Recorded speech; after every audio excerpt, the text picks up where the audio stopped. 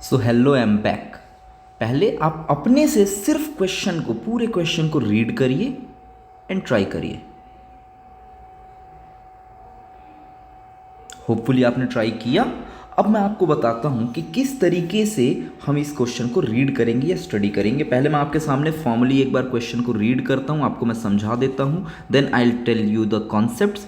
फिर उसके बाद मैं आपको उसको सॉल्व करके भी बताऊंगा, बट हाँ, मैं एक्सपेक्ट करूंगा कि मेन एंड आंसर तक आप खुद पहुंचे।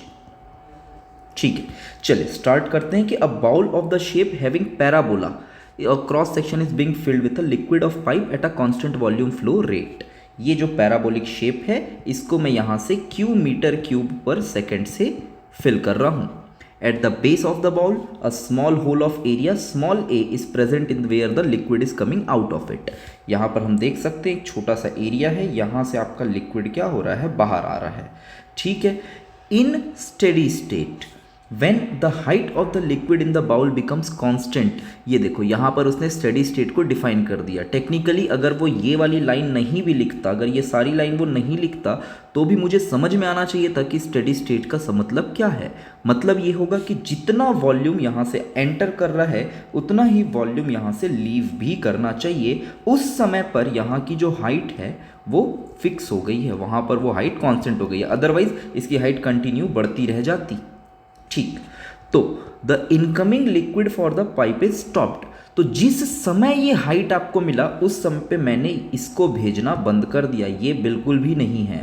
अब सिर्फ और सिर्फ यहाँ से पानी निकल रहा है।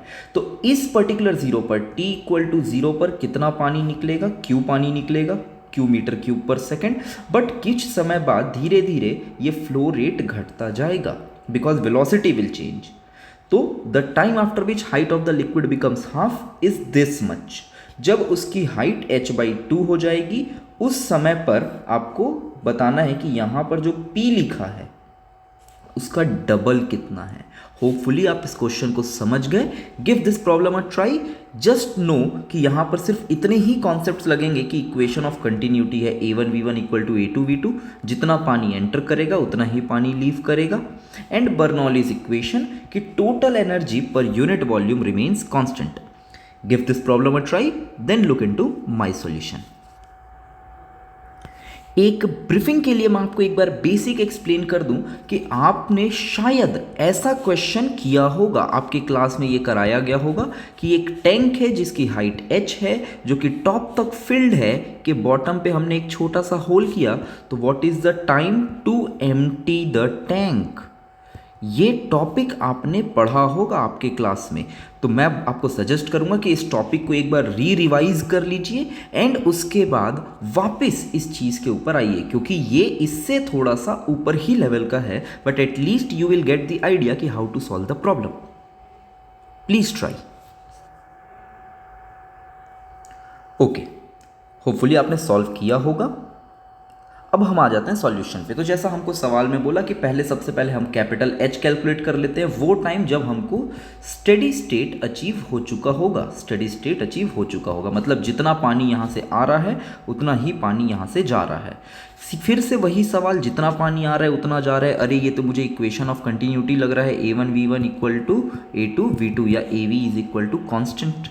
यस, ये तो मुझे वही लग रहा है। तो मैं क्या करता हूँ, पॉइंट ए और बी की वजह से मैं क्या करता हूँ, यहाँ पर किस वेलोसिटी से पानी निकल रहा होगा इस वेलोसिटी को फाइंड करता हूँ। वैसे तो मुझे ये डायरेक्टली याद होना चाहिए कि the velocity is √2gh, because this is a very simple case, कोई ज़्यादा तामझाम नहीं है। अगर कोई परेशानी नहीं है तो हम सीधा v equal to √2gh directly apply कर सकते हैं। ओके, सो जैसे ही मैंने ये फाइंड किया तो मैंने mass of water in is mass of water out. Mass in कितना होगा, density into volume in and density into volume out. तो आप ध्यान से देखिए, दोनों साइड से density is being cancelled out. तो क्या हो रहा है, volume of water in is volume of water out. So height is equal to q² by this. ये हाइट की वैल्यू मैंने निकाल ली। मुझे स्क्वायर करना पड़ेगा h को रूट से बाहर निकालने के लिए। ये हो गया h। अब मुझे पता है, अच्छा इसमें मैं ना एक छोटी सी चीज़ ऐड कर रहा हूँ, वो चीज़ जो कि किसी क्वेश्चन में पूछा नहीं गया या इस क्वेश्चन में पूछा नहीं गया है। किसी तो नहीं बोलना चाहिए, इस क्वेश्चन में नहीं पूछा है कि लाइक जब आपका पानी पूरा भर जाएगा, स्टेडी स्टेट अचीव हो जाएगा, तो what will be the cross sectional area of the top.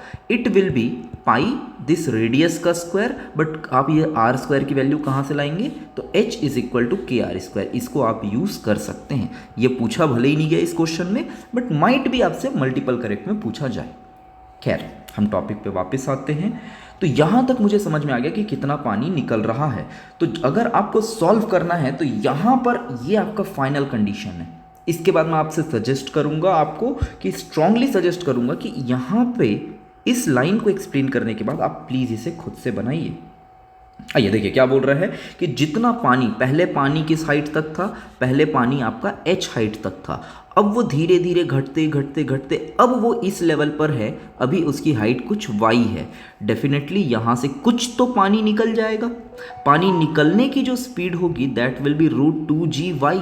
पानी निकलने की स्पीड होगी √2GY। अगर मैं इसको एरिया से मल्टीप्लाई कर दूँ तो ये यहाँ से कितना वॉल्यूम निकल रहा है, लेकिन ये वॉल्यूम निकल रहा है तो ये आया कहाँ से, ये तो यहाँ से आया होगा ना, इस टॉप सेक्शन से।